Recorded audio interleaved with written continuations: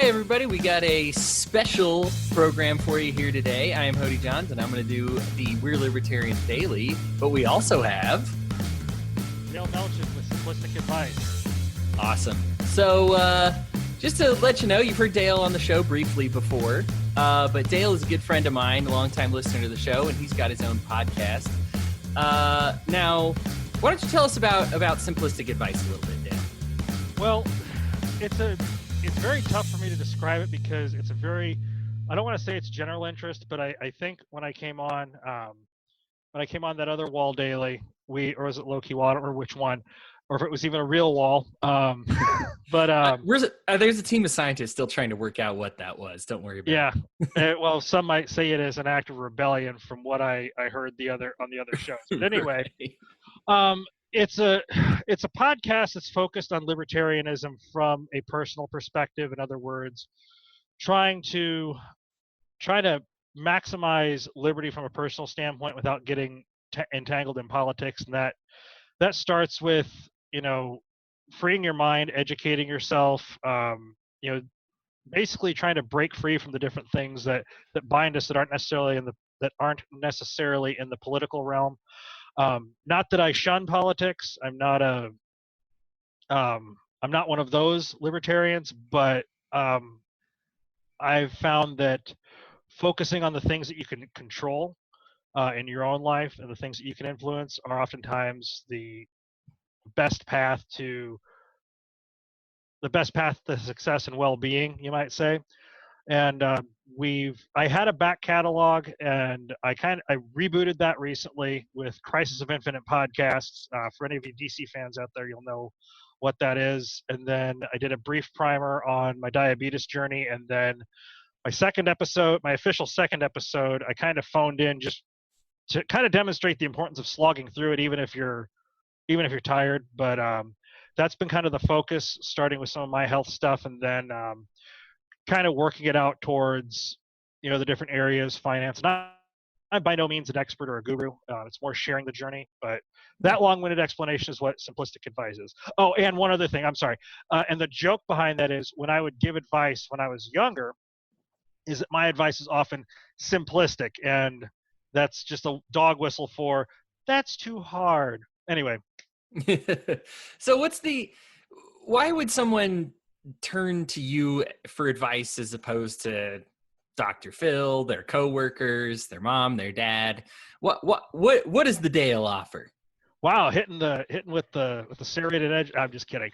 I think it's just relatability. I'm down on the ground in the trenches, working through the daily struggles of life.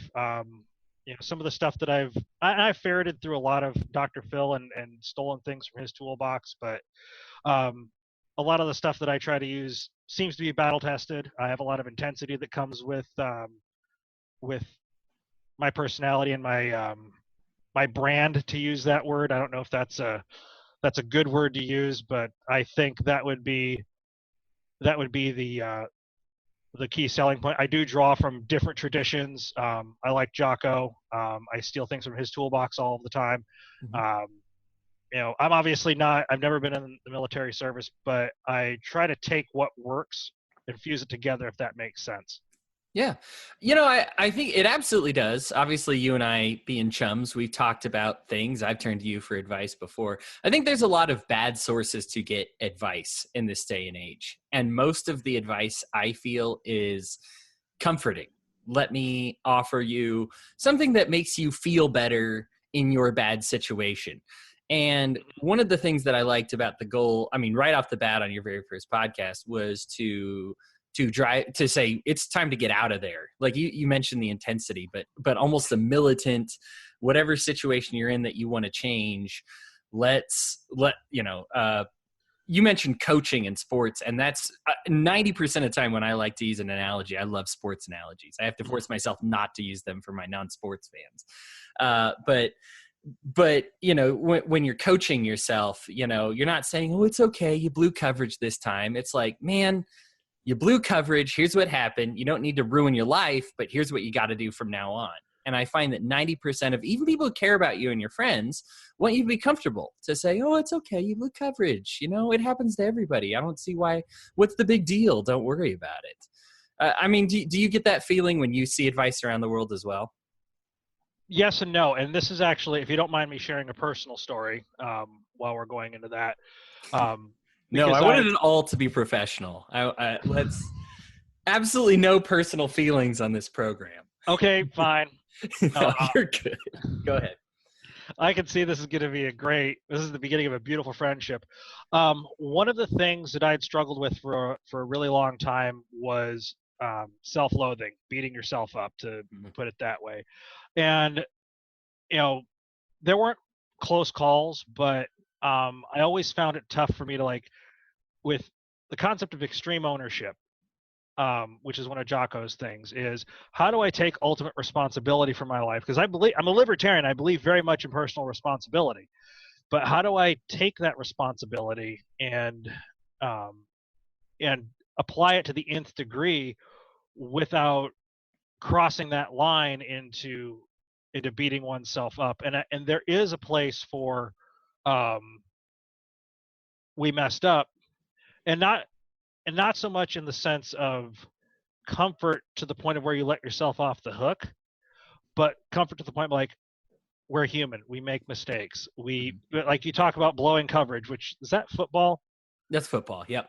Because I watch football, but I don't get into the weeds on the different tactical aspects of it. But learning to hold yourself fully responsible without crossing that line into beating yourself up, and that's only been something that I've really grasped onto recently, is no, it's not okay, but at the same time, you're going to be okay. And if you take control of this, it will be okay, if that makes sense. Yeah, absolutely. There's to be able to say, hey, I think you have the talent to do this. You didn't live up to your talent this time. I think is something that's extremely comforting. The person knows you well enough to say you're better than this. And that should give you comfort to say, okay, I'm good. It should reassure you as a person. There's something that I found in this drive. A lot of times people say, well, why should I turn to you advice? I'm a middle income, by all accounts, normal kid. But I find that when people who know me know that I have a lot of joy in my life. I'm very happy.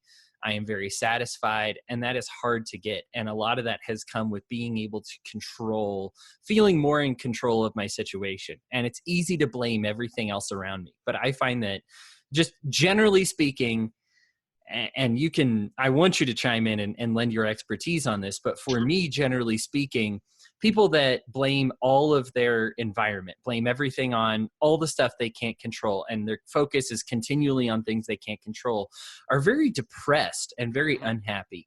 Whereas I accept that there are some things that I can't control, but I try to maximize the amount of control that I have. As a result, I have everything that I want. I shouldn't say, obviously, do I want $1 million?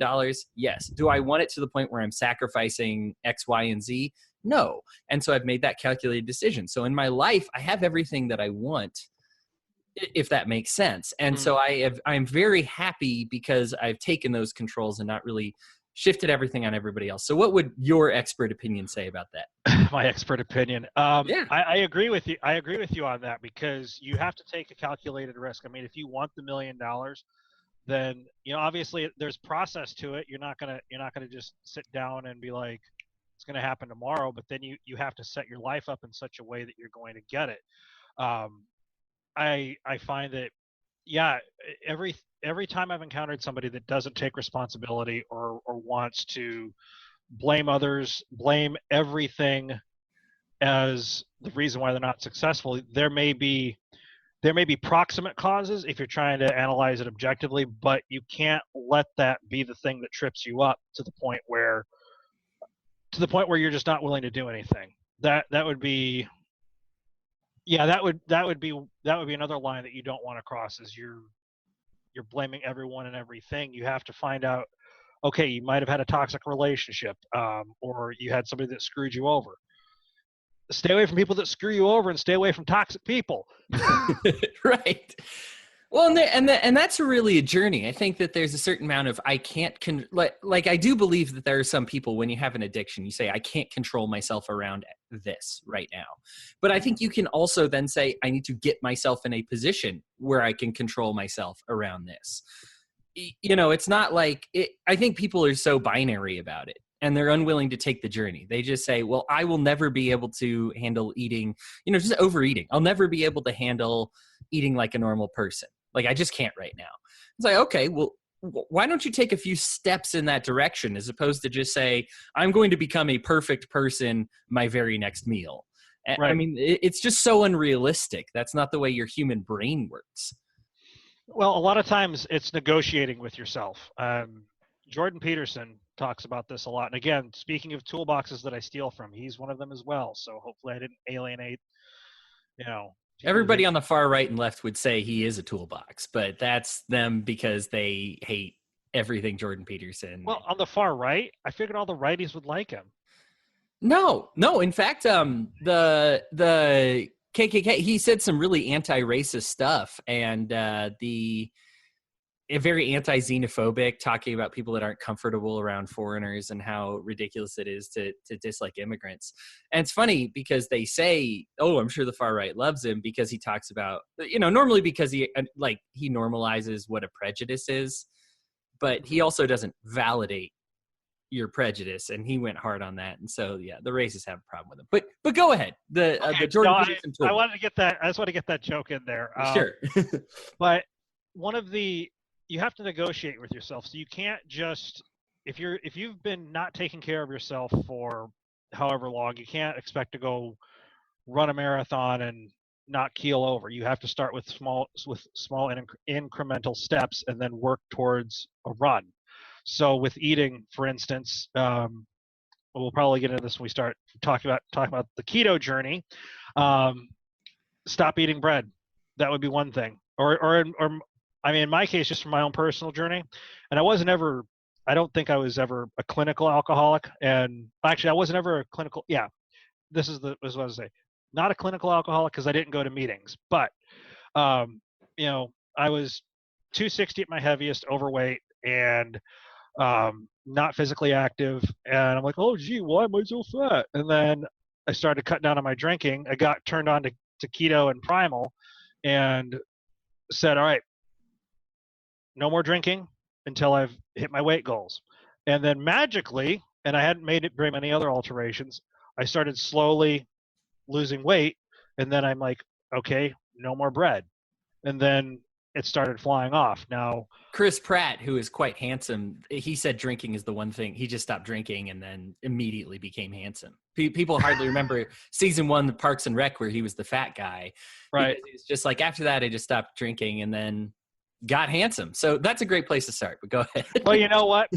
Fat guy, handsom's handsome, whether you're fat or not. I mean, when I was 260 at my heaviest, my wife still said I was handsome, even though, the big tub of lard. But what I'm getting at, what I was going to get at is that, stop eating bread, stop eating candy. And then I wasn't even really doing much physical exercise, and I was fighting diabetes, which I talked about that.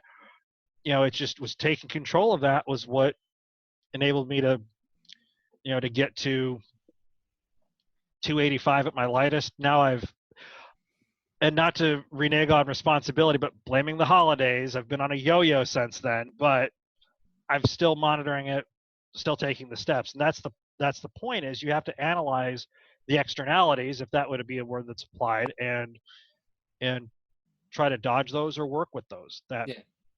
Well, you also, and you're always very good about owning up to your failures. You're kind of my accountability buddy.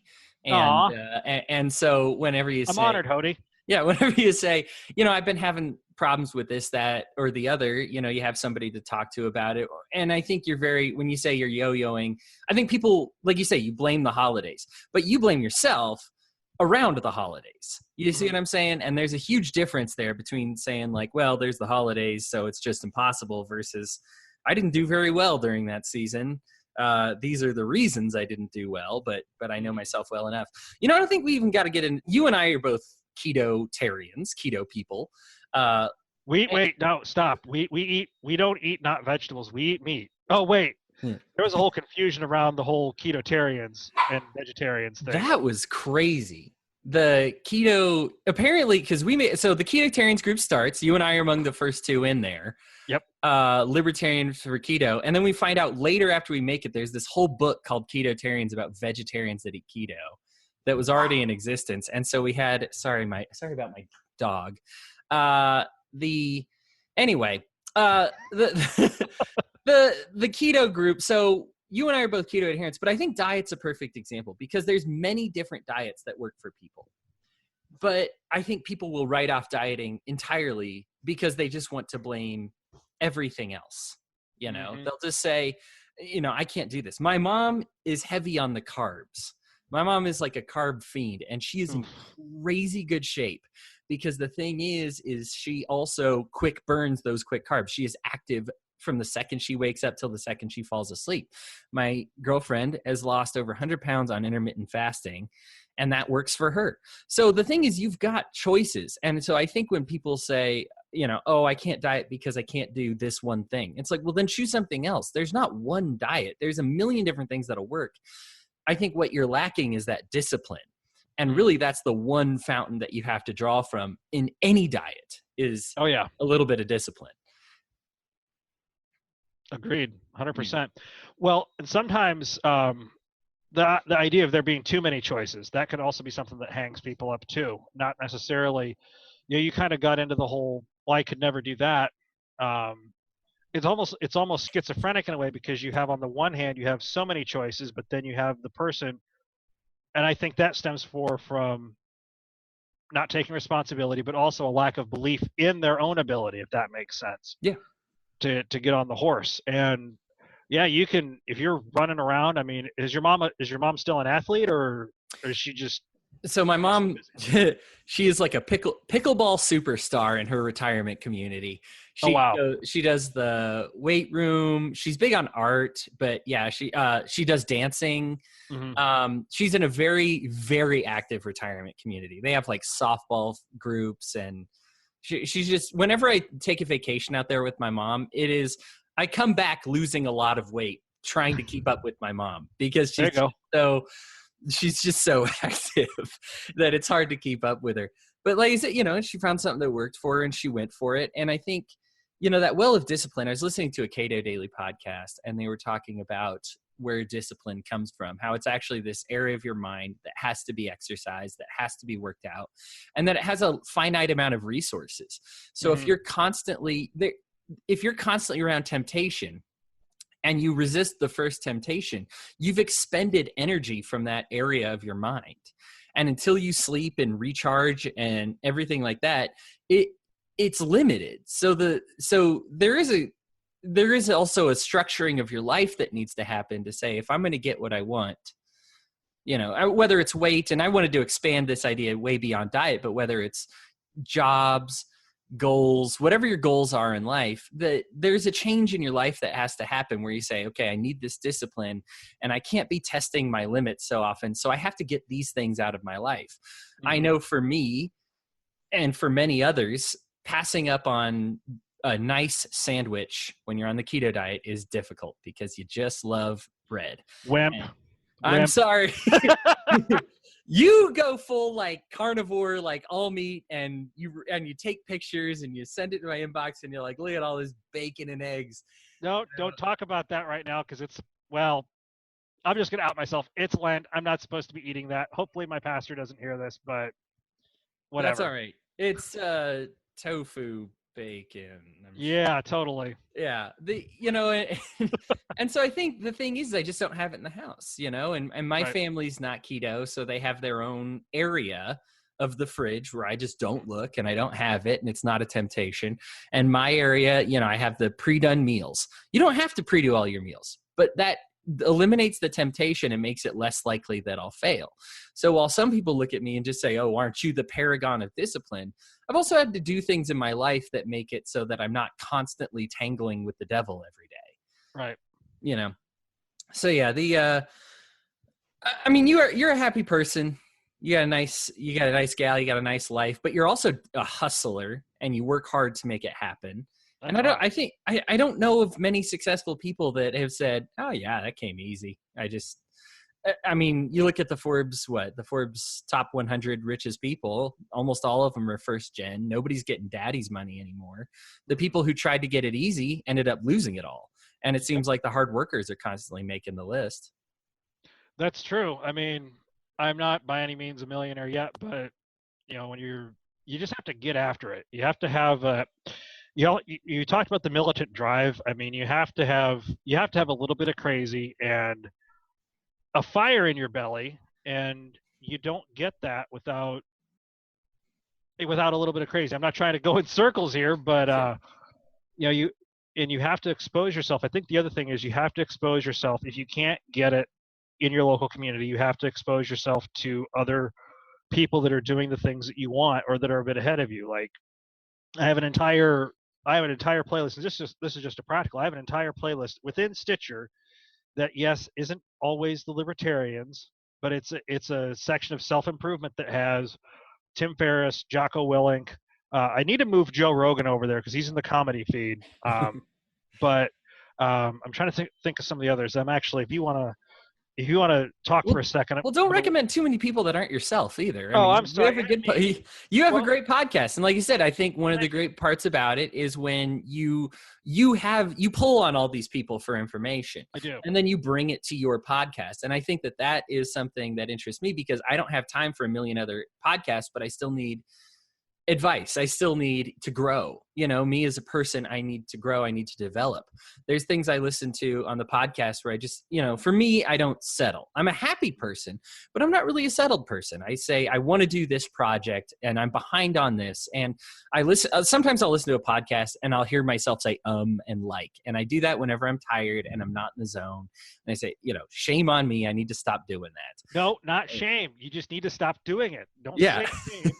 I mean, I joke that shame is a weapon. Sometimes that's another thing. Yeah. And it depends on what you mean. Depends on what you mean by shame. Shame is a weapon. You direct it inwardly. You don't try to shame others, and you should use it very gingerly on yourself because you don't want to push yourself into the dark place because we all have a dark place. I mean, whether you're clinical or not. Sure. And what I was getting at is the practical that I was going to throw to folks is if you have Stitcher, just line up a bunch of different podcasts that have that can be your, how do I put it, that can be your, I want to say mental floss, but your mental detergent to help you stay focused and get ideas, that sort of thing. I mean, that's one practical that you can do if you don't have folks around you. So not mental floss, but mental detergent. That's some high level philosophy, Dale. I try.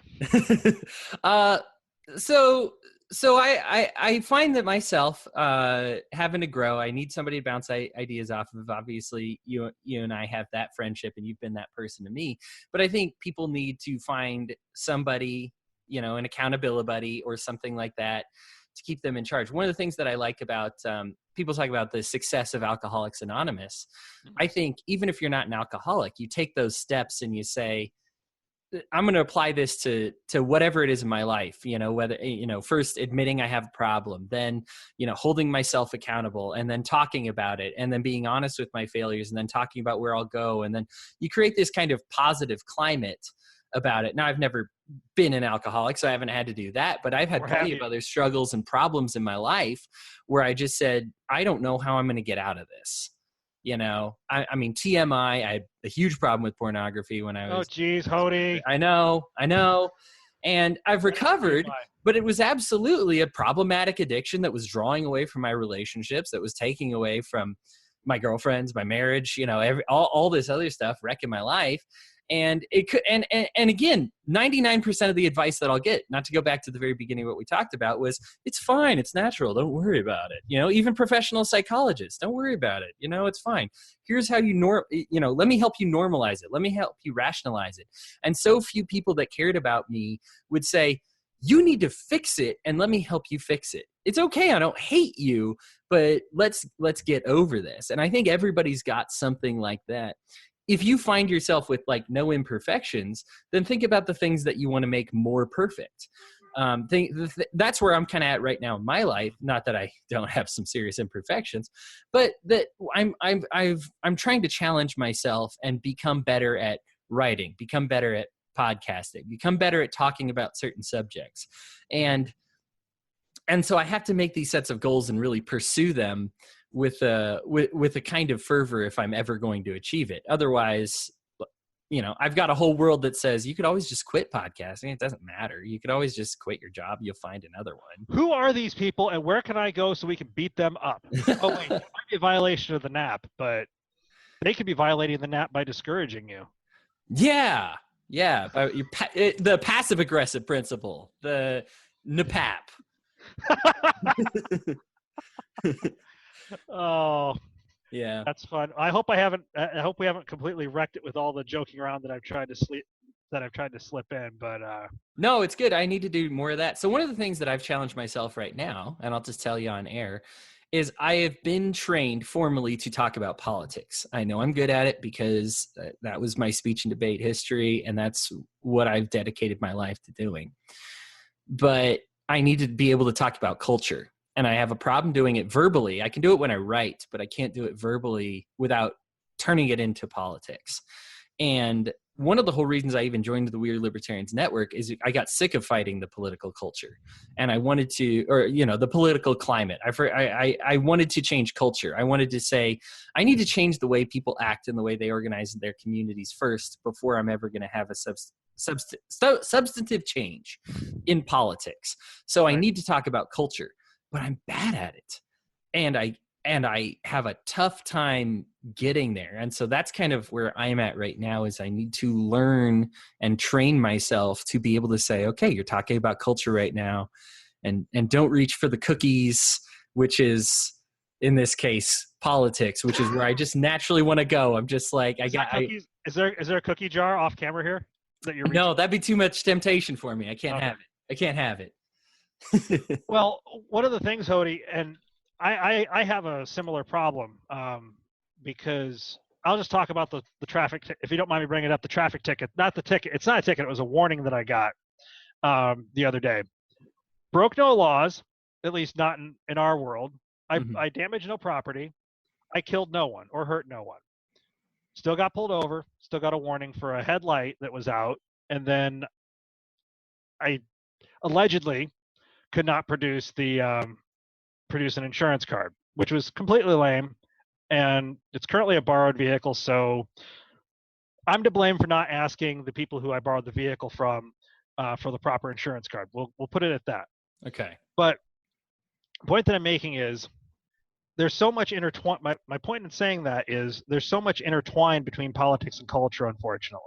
Yeah. And so it can be tough to not cross that blood-brain barrier between the two, because you start pulling on a thread, you go off after it. So, and then you go off camera, apparently. Yeah, well, that was just trying to be funny with the camera there, but because so much of it's intertwined, and I don't know if that's been a thing. Has it always been so interspersed, or has there ever been a clear line between politics and culture? I think politics has been eating things. I know for me, I love economy. I love studying economy. And it's funny when you read economists governments have had something to do with economy for a long time, but it's funny to see economists in their element have nothing to talk about when it comes to politics. They're just like, here's how resources get allocated and let's talk about that. But your modern day economist has to talk about politics. You can't avoid it. It's impossible. So much of the cultural problems that we have absolutely derive from government, tribalism, and institutions and the systems. But we need to be able to separate the two and be able to say, you don't need the government to tell you to have a good culture. You don't need the government to tell you, how to fix this problem.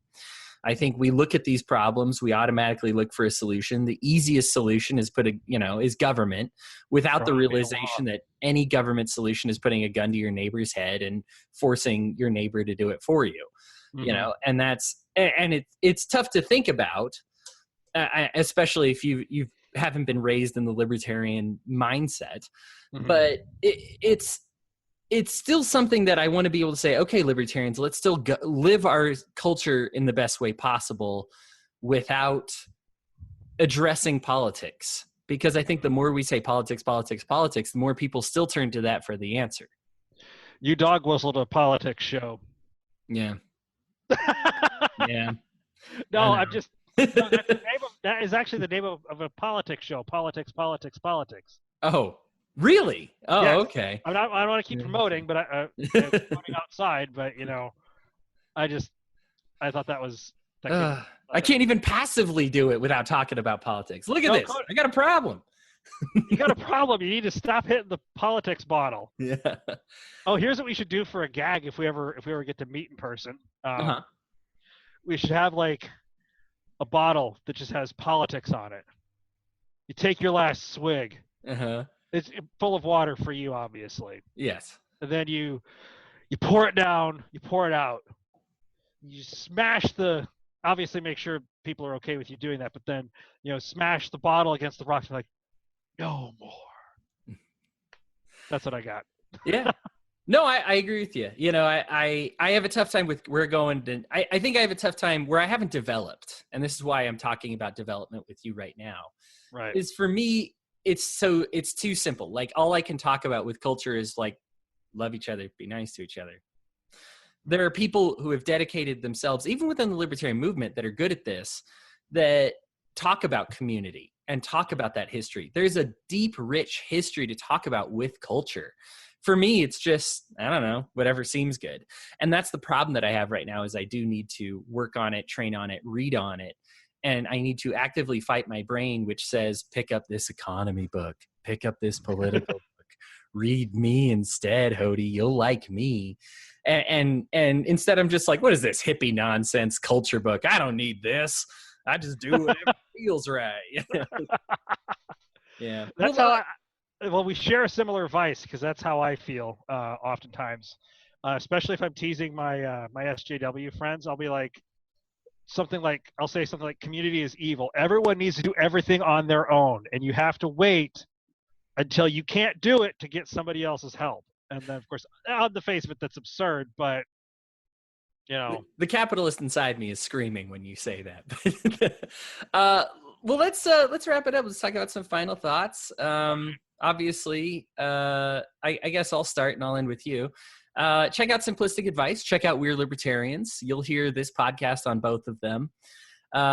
Dale's a good pal of mine, and if you don't have a good pal in your life, find one. Find somebody that cares about you enough to change you in the ways that you should be changed, I think, is where I would go with it. It is so easy to make a lot of comfortable friends and get in that. We talk about the echo chamber of politics. You can absolutely have an echo chamber of your own personal character. You want to hear people reaffirm you, and we train ourselves from a very young age to say things that make other people happy, and people are happy when they're reaffirmed. Now, I'm not going out there and say, be a douche and correct people that aren't asking for it and hold up a, God hates gays sign at a parade, please don't. But, we're talking about the healthy change, and find somebody that cares about you, but still encourages you to make healthy changes. And that's where my final thoughts are. Dale, how do you want to kick off? My final thoughts are, take baby steps. Be the lobster that jumps out of the boiling water and gets away. To reference Jordan Peterson, and to steal from Jocko, just get after it. Find one thing and start chipping away and hit critical mass. Simplisticadvice.com. There's still some issues with the website, obviously, but don't let that stop you. You can still hit the play button. We're only 3 episodes in, but you'll find something very soon that you'll enjoy. We'll square that up then. Awesome. Dale, it's been good talking to you, man. You have a good day. Yep, you too.